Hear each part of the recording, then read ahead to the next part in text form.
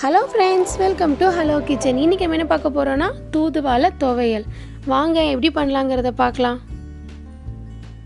ஒரு பேனில் 2 டீஸ்பூன் எண்ணெய் ஆட் பண்ணிக்கோங்க.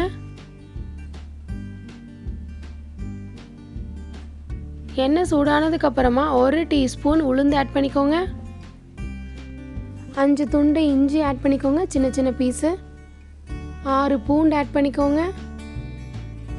3 பச்சை மிளகாய் ஆட் பண்ணிக்கோங்க.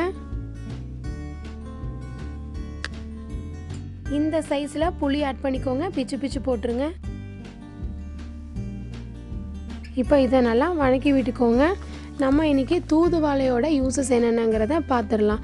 தூதுவாழை எடுத்துட்டோம் அப்படின்னா நம்மளுக்கு ஆஸ்துமா பிரச்சனை இருக்காது, மூச்சு திணறல் பிரச்சனை இருக்காது, இருமல் சளி பிரச்சனையே இருக்காது, காய்ச்சல் வராது, ஞாபக சக்தி இன்க்ரீஸ் ஆகும், உடம்புல பித்தம் இருக்காது, கவம் இருக்காது, கண் ரிலேட்டடான நோய் எதுவும் வராது.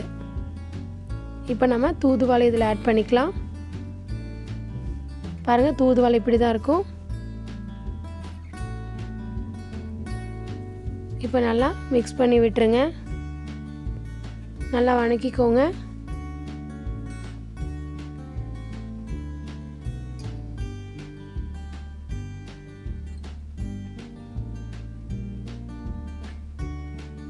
பாருங்கள், நம்ம வணக்க தூதுவாழை நல்லா சுருங்கிருச்சு. இப்போ இதை ஒரு ஜாரில் ட்ரான்ஸ்ஃபர் பண்ணிடலாம். இது கூட நம்ம 1 டேபிள் ஸ்பூன் அளவுக்கு தேங்காய் ஆட் பண்ணிக்கோங்க. தேவையான அளவு உப்பு ஆட் பண்ணிக்கோங்க. இப்போ நம்ம இதை அரைச்சி எடுத்துடலாம். தாளிக்கிறதுக்காக ஒரு பேனில் 2 டீஸ்பூன் எண்ணெய் ஆட் பண்ணிக்கோங்க.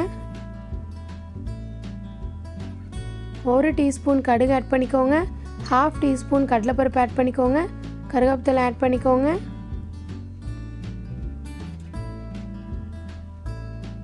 இந்த தாளிச்சதை நம்ம அரைச்சி வச்சுருக்கிற துவையலில் ஆட் பண்ணிக்கோங்க.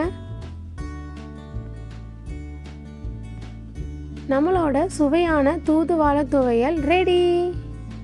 உணவும் மருந்தும் ஒன்றே. இந்த ரெசிபி உங்களுக்கு பிடிச்சிருந்தா லைக் பண்ணுங்கள், ஷேர் பண்ணுங்கள், ஹலோ கிச்சனை சப்ஸ்கிரைப் பண்ணுங்கள்.